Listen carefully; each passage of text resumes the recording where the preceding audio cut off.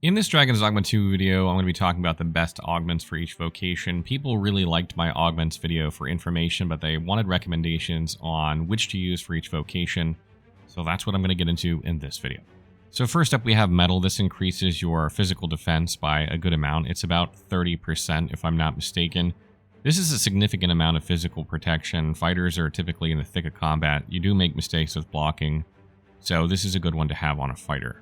Provocation makes you much more likely to be targeted, and your job as a fighter is a tank, so you absolutely want to have Provocation on your fighter. If you're playing a warrior, you want the same thing for the same reasons. You want enemies coming after you because you're going to take less damage than your squishies. Endurance gives you a significant increase to your stamina, and fighters have stamina management issues usually because of the amount they need to block.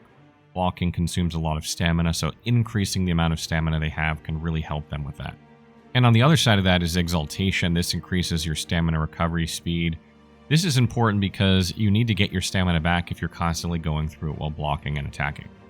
I have Constancy here to further give you knockdown resistance. Fighters are like right up on enemies, and they tend to get knocked down more easily if they're not positioned correctly or if an attack hits them incorrectly. So giving them knockdown resistance is not a bad idea. Athleticism is also really good as it reduces the amount of stamina you consume while sprinting. This means that you're not going to use as much stamina while you're running around on the landscape, but also in combat from target to target if you're not using your skills to get there. And then if you're going to replace a skill to add detection, if like you're playing a fighter, I would recommend either getting rid of athleticism or constancy in order to have detection. Obviously, if this is a pawn setup for you, then you don't need to add detection, and the setup you have is fine. So moving to Archer, the first augment is Ambuscade. This increases your damage to enemies that are not in battle stance. So if you attack them before you engage in combat effectively, you do this a lot as an Archer and a Magic Archer as well. You're constantly attacking enemies before they're in combat, so definitely get this one. It's a good way to boost your damage as an Archer. Additionally, Lethality increases your damage when you're attacking the weak point of an enemy. So like if you're hitting them in their head or something, you tend to use Steady Shot a lot as an Archer and free aims, so this is a good way to increase your damage more. Exaltation is not a bad addition to increase your stamina recovery. Archers don't typically have huge stamina problems, but it can also help you outside of combat as well to further increase your stamina recovery when you're like running around on the landscape. Subtlety is there to reduce the amount of threat generation you have as a DPS character. I find when I play Archer a lot, I tend to pull aggro a lot of times. Reducing that can really help keep big enemies off you so you can focus on shooting them and less running away. I have Asperity here because it increases the likelihood of inflicting debilitations with your attacks. You tend to be buffed a lot by your mage when you're using an archer, so I'm assuming that applies to that, but it's also one you can replace. And then I also have Constancy for knockdown resistance. Knockdown resistance is good on just about any character. You can also add athleticism. Archers don't really have a great way of dodging, so they tend to sprint around to avoid attacks, so athleticism can help reduce stamina cost when doing that, so that's nice. You can replace either Constancy or Asperity with that. And then detection, you can also replace one of these, or you can replace subtlety if you find that you're not having trouble managing aggro and you're not constantly being attacked. So then we move to Mage. The first thing here is Beatitude. This increases your healing with consumables and spells. You do a lot of healing as a mage, so this can really augment the amount of healing that you're doing. Perpetuation increases the duration of the weapon buffs that mage cast. So if your mage has a weapon buff, which they usually do, like either ice or fire is usually what they have, this will increase the duration of that so you don't have to cast it as much, or your pawn doesn't have to cast it as much, so it's good to have. Exaltation is good for stamina recovery. Mages don't have Galvanize like sorcerers do, so they don't have a way to just regain stamina quickly, so you definitely want Exaltation on Mage. Metal is there to increase physical protection. You don't necessarily have to have this, but mages tend to be squishy, so getting extra physical protection can be good on them. Endurance further boosts the stamina of mages. Mages don't, again, like sorcerers, don't have a way of recovering stamina very easily, so going into combat with more stamina makes it take longer for them to run out of stamina, which is nice. Constancy is also a good option for knockdown resistance. Sometimes they can get knocked down. It's always good on like a pawn too, because pawns tend to be out of position a lot more often than you will be when you're playing. Athleticism is also not a bad choice if you want to reduce the cost of sprinting. Mages tend to sprint a lot. Obviously, this is good outside of combat too if you're playing a mage, so consider adding that one there as well. And then if you want to add detection on yourself, obviously you wouldn't do this on your pawn, you could get rid of Beatitude, because the healing increase I think is like 10%, so it's not a huge amount, but if you really need detection, then that's the one I would probably get rid of. So first up on Thief is Subtlety. This reduces the likelihood of them being targeted. You tend to be in the thick of it as a Thief, so you're going to be targeted a little bit more as a melee character than one of the ranged characters will be if you're like getting around, zipping around, attacking everything. So having that is, not bad. You can take Vigor if you like to climb enemies. I find that I do like to climb a lot on my Thief, so this reduces the stamina cost while you're like hanging on to a monster, so you can stay on them longer. One of the kind of things that sucks about climbing is that you run out of stamina eventually. This can help manage that. So if you find you're climbing a lot as your Thief, Vigor is good. If you don't, then you don't need this one. Endurance is there to further increase your stamina. You go through a lot of stamina as a Thief, particularly if you just spam Helm Splitter like a lot of people do. So having extra stamina will allow you to do that before, having to regen your stamina.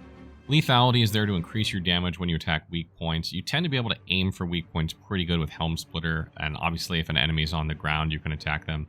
This isn't probably the most important one on a Thief, and you can probably swap this out, but it's also not bad to have. Exaltation is good for stamina recovery. Thieves are stamina hogs, mostly again because of Helm Splitter spam, so having stamina recovery is fantastic.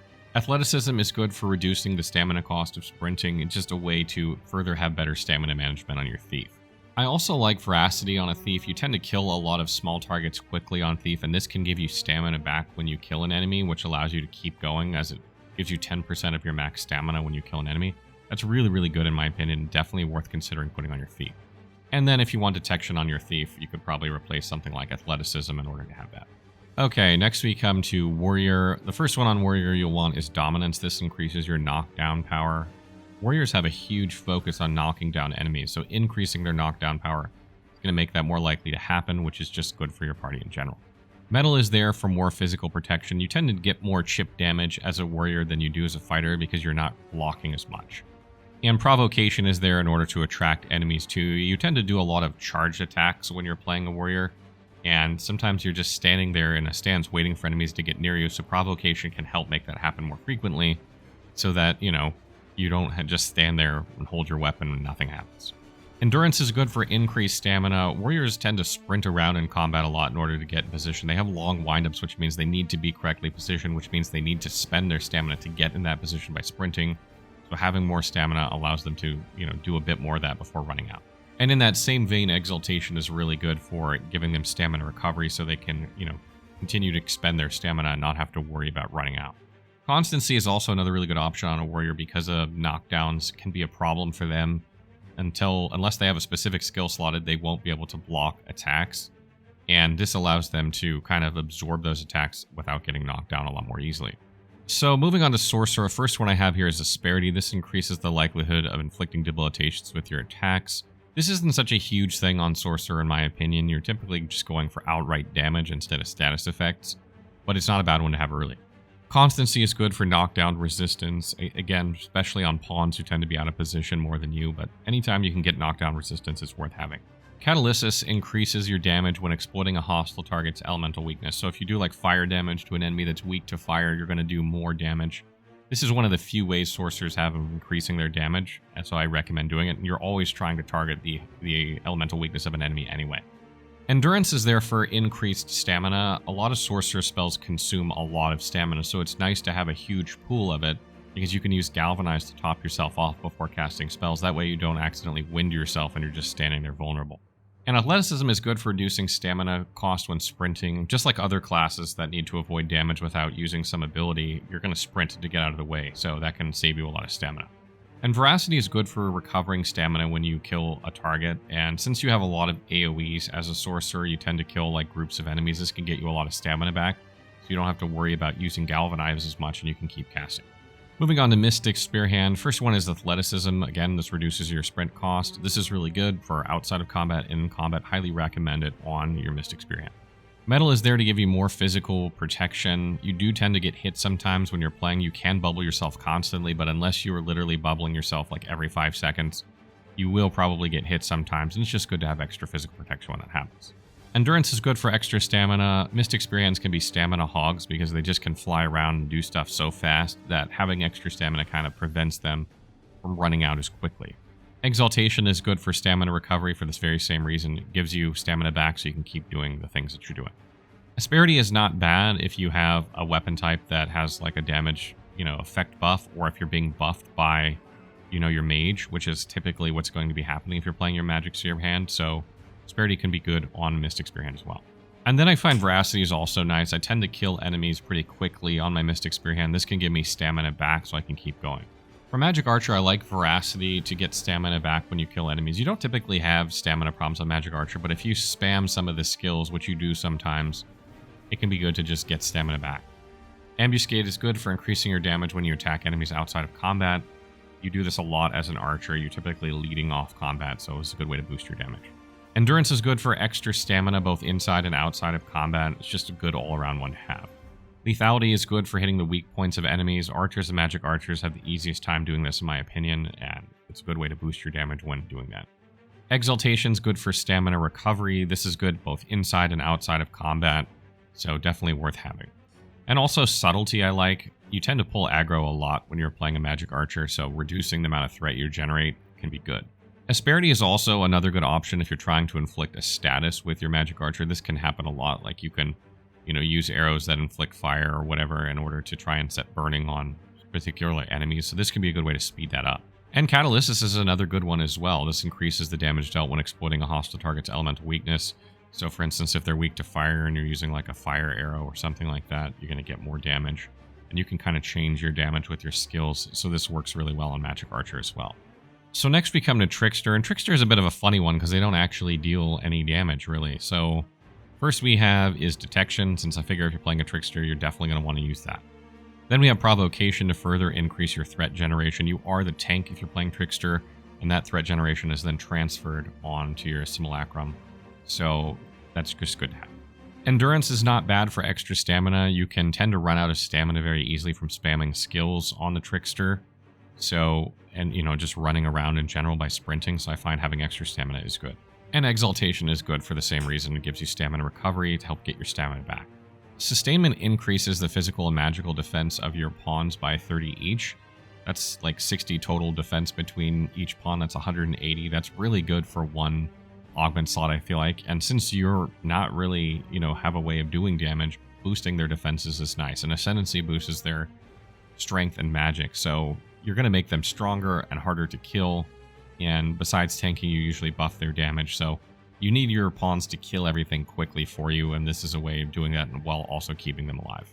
And then we come to Warfare, and this one is a bit tougher because it's really going to depend on what style of play you're going for on your Warfare, and there's so many different ways you can set it up, but I'll just kind of give you a general setup that I think works really well. First is Zeal, which reduces your skill cost by 5%. This is just good for anyone, and if you have multiple different classes, with different setups, skill-wise, this can be very helpful in managing your stamina. Endurance is good for extra stamina. Again, without knowing what skills you have, this can help with your stamina management. Lethality is good for targeting enemy weak points. If you have like an archer, a Magic Archer, set up as one of your weapon types, this can be really good. Exaltation is good for stamina recovery. This is pretty much good for any class and also affects you outside of combat, so it's useful in multiple places. Catalysis is good if you have a setup for exploiting elemental weaknesses, like if you have Sorcerer or Mage or maybe Magic Archer, but if you don't have it, I recommend Veracity instead to get that stamina when you're killing enemies. That can be really good for your stamina management. And then lastly is Athleticism to further reduce the cost of your stamina when you're sprinting. This is good outside of combat and inside of combat as well. So that wraps up our video on best augments for each vocation. I probably should have done it this way in the other video, but I wanted to explain how some of those augments worked, and I thought people might want to know that information in that video, but this is kind of how to set up each class. I'm going to do a video on best skills for each class, and then we're going to get into our endgame builds with very specific skill setups, augments, and gear. As always, if you have tips that I didn't mention about the augments, or if you have questions about them, please leave them in the comments, and I will try and answer them as soon as I can.